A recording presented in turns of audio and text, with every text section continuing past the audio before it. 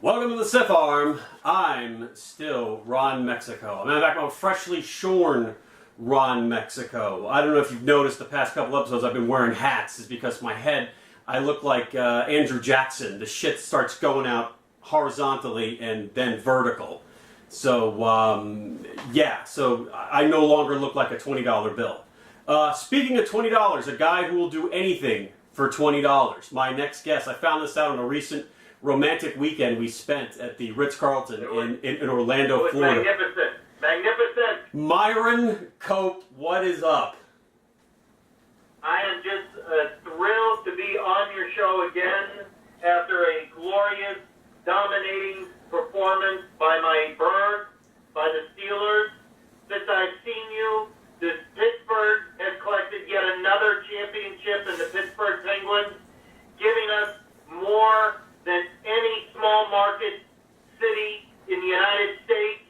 We are the greatest small market city. Yes. Fuck New York. Fuck Chicago. Fuck LA. Fuck him in the ear. Fuck all of you. Fuck him in the other ear. Fuck him. And the other ear. And we're going to... So far, so good with the Steelers, my friend. All right, so how was your... You got kind of gypped on opening day because you were on Monday night. So what did you do Sunday? Well, Family Day? The Myron has Little Myron. Right. So unfortunately, what I've had to do is make up days because this Sunday when we play the Bungles, I've already told them that I will not be on father duty, so they already know to ignore me. So I was paying attention to them. I did get to watch your team play Seattle, and it was a noble effort. We'll get to that. We'll get to that shit show. But so next week, so your game Monday night. When you watch a game on a Monday night, how different is watching on a Monday night as opposed to a game day Sunday where you're not on daddy duty?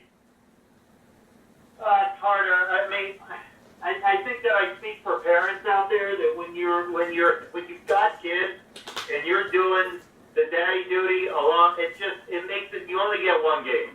I get one game, and so, you know, Monday night, I'm getting everyone ready. We got schoolwork. I got to work the next day.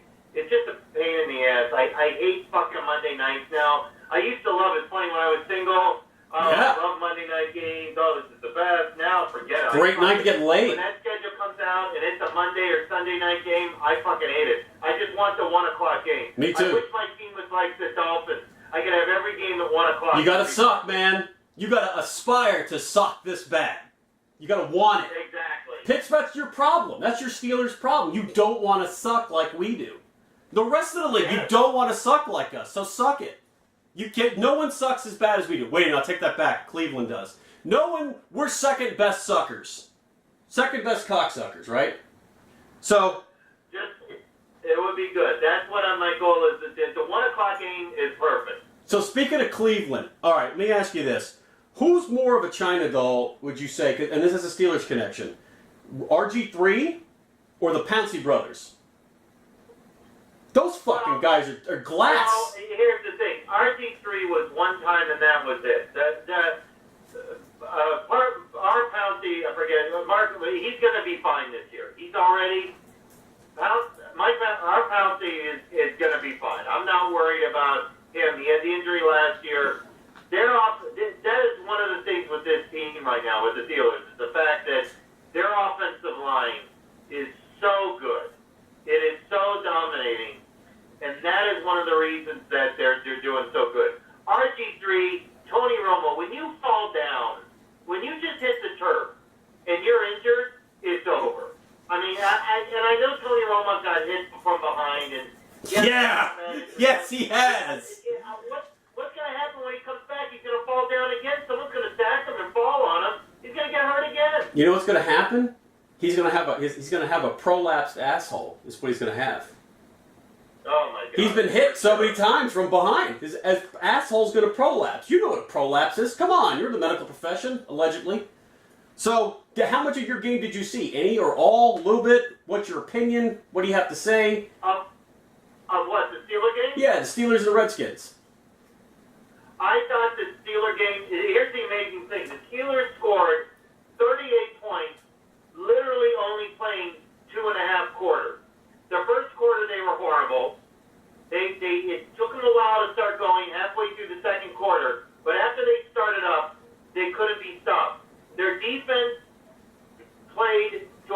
they only allowed 16 points. You guys just ran all over them. It seemed like you guys just ran the ball down their throat. Well, if the Steelers are able to hold their team to... Uh-oh. He's been cut off. Roger Goodell, you motherfucker. See, this is why I can't have Myron on the show consistently, because he constantly gets the league. See, and now the call ended.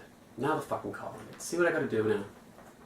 So I was telling the audience as you disappeared, I was concerned. I was picturing a scene out of Captain America 3 where they killed off Tony Stark's parents. I thought Goodell sent his fucking thugs after you, because I know your feelings about old Raj. Hey, everyone hates Goodell now. I was just one of the first ones to tell everyone what a fucking cocksucker this piece of shit is, and no one wanted to believe us. The Steelers were the only team in the union not to vote for the new CBA. The reason they did it is because we were getting ass-fucked royally from that cock-sucking piece of shit. And let me tell you what, every fucking New England fan, you fucking cocksuckers, that you didn't defend, you didn't vote for the CBA way back when, fuck you. You deserve everything you get. Fuck Brady. That is why he's not playing right now. Because you guys were a bunch of pussies and didn't stand up to him. When we were going through our bullshit with Harrison and everything, no one stood up against this guy except for the Steelers. So when Tom Brady's sitting there for his 4 games, fuck them. Fuck them. I don't even give a shit. And let me tell you what, here's another shocker. Tell me. The Dolphins are going to beat the Patriots this week. Mark it down. I said it. Are you Dolphins high? beat the Patriots. What are you on? What are you snorting? I don't know. Listen, we'll get to that in a second. So, which I completely disagree with you about the Dolphins. Let me ask you this. Another question. How much white wine will you consume next week when you play the Cincinnati Bengals? I will consume on Saturday night like I always do. I am completely sober, yet very slow on the Sunday after. All right. Saturday night is my night. So here's my next segment. You're going to be my first guest to do. This next segment we have is called "Let's Not Start Sucking Each Other's Dicks Just Yet." Yeah. What is that from? Enlighten my audience. What that quote is from? Oh my God! If you don't know, you need to go watch Pulp Fiction. One of the best scenes with Harvey Keitel. And if you don't like that scene, the other best scene is, "I'm sorry if I'm curt. I move fast. I think fast. And if I'm saying things that offend you, I'm sorry. So please." Pretty please. The sugar on top. Clean the fucking car. Yes. So I call it this segment, "Let's Not Start Sucking Each Other's Dicks Just Yet," because it seems like a couple of highlight shows I watched. It's the same, dude. It's the same shit every year in week 1. How they will hype a team gets 1 win. Oh my God, they're going to win the fucking Super Bowl. So in rapid fire succession, Carolina and Denver. Do we need to start sucking Denver's dick just yet, or they get lucky? No. I mean, they played it. They played. That is the hardest game in the NFL to play all year long. Right. The team off a Super Bowl victory playing at home. That is why only one team, the shitty Giants, were unable to win that game at home. I don't care what team you roll out there, you're going to win that game. So that is by far the hardest game to win. So, no, I'm not buying anything into that game at all. All right, next one we got. Tampa Bay and Atlanta. Do we need to buy the hype that Jameis Winston is the shit? You watched enough of him in college football. What do you say? I believe that Winston is a very good quarterback. I do not trust, however, the Tampa Bay ownership, just like the Colts. They have maybe one of the best quarterbacks in Andrew Luck, and the Colts cannot get a team together that is good around him. That is the same thing that makes me think about Winston, is do they have the ownership to be able to put a team around him that makes him successful? I know they won a Super Bowl. That was a while ago. That was with Gruden. I don't know and if they Dungy's guys to do it. So that's the question mark. All right, next. Who cares? Baltimore and Buffalo is just an ugly game. Actually, the Ryan brothers, are they done? Are they going to get drummed out of the league by the end of the year? Which one? The Ryan brothers, are they done by the end of the year? Oh yeah, they're gone. Okay. That ship has sailed. What's Buffalo going to do? What is the Wings. That's it. Maybe they're not making the playoffs. They got what good. What are you going to do? Let them have another year? They have their offense is stagnant. Their defense is they're becoming a joke. Yeah, you let them go. They're done. No one's going to hire them. Thank God. So, Houston Texans, are you buying them? They played in one game at home against a shitty Bears team. I don't believe in the Bears at all. I don't believe in Cutler at all. I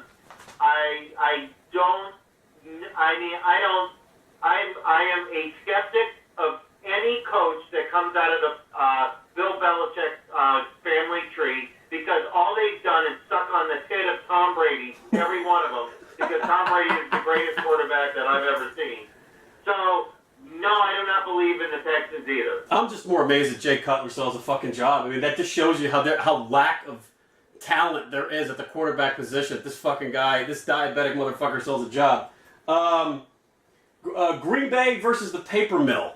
Should we be concerned that the paper mill, Jacksonville, should we be concerned that they're going to do something, or was this just opening day and they kind of caught Green Bay by surprise?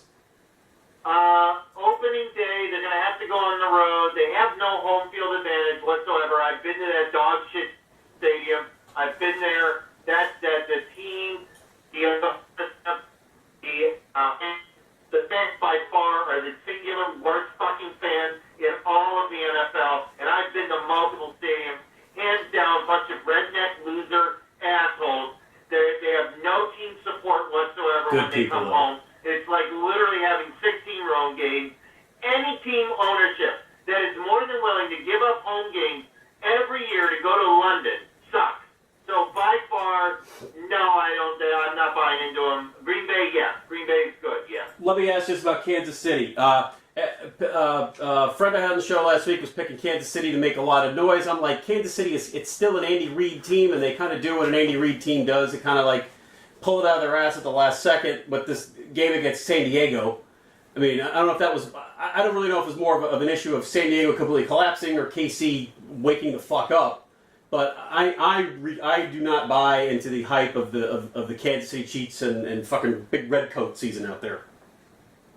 No, I don't either. I think that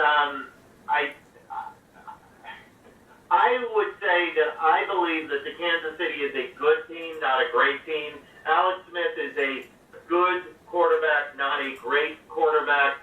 The second Alex Smith, if the Steelers do what I think, do you really think that Alex Smith is going to go to New England or go to New England or go to Pittsburgh and beat any one of those quarterbacks? Do you really believe that? I don't. Their defense if their defense was phenomenal, they would have destroyed San Diego. They're a wild card team. Maybe they win the division. Maybe, but I picked it as a wild card. Great. Yeah, if I was on mushrooms, I would believe he could beat Pittsburgh. Just kind of rapid fire. I'm just going to go through some of the scores here. Oakland, Las Vegas Raiders. I'm cool with the Raiders going to Vegas, by the way, the purists. I think it fits. 35-34, and this another team. I don't buy the hype on Oakland. You think yay or nay? Just quickly. Their defense gave up a ton of points against the New Orleans Saints. Yes, I know New Orleans good, but they're not that good. I know they were at home. Their defense is going to be suspect. The Raiders' offense played one of the worst defenses in the league in the New Orleans Saints. So, and also, I do not believe in the ownership. Anytime you move a team, or there's talk of moving a team, it fucks up the team chemistry. Every time. You tell me the one time that a team moved and then was better the next year or better in the year that they were moving. It never happened. So they are going to regress just because of the move and because whatever the fuck Davis's son, that piece of shit that he is, Dumb and Dumber. I don't foresee them being good the entire year. You know, here's the thing. The AFC is not that good this year. I mean, the Steelers, Cincinnati, and the New England Patriots are really they're only really good teams in the division this year. Conference. That's why if the Steelers don't at least go to the AFC Championship, it's going to be a very disappointing year. All right, and lastly, you guys are playing the Bengals. The Bengals beat the Jets. In your best Clubber Lang impression, give me your prediction for the Steelers and Bengals. Well, if this game was at 8 o'clock at night, I'd bet everything I have on the Steelers because the Bengals cannot play any game that's under the lights. So it's a 1 o'clock game which gets buried. This is a game the Steelers should win, okay? There is no excuse for not winning this game. We're out players, they're out players. There's no reason that we should not win this game at home. Once again, if I will know where our team is at 5 o'clock on Sunday. 5 o'clock Sunday, 5 the o'clock. game is Sharp. 28 to 17. We win. I am very confident the rest of the year. You totally missed what I wanted you to do. I said in your best Clubber Lang prediction. What's your prediction for this game? What do you say? Oh, I'm sorry. The prediction? Yes, the prediction.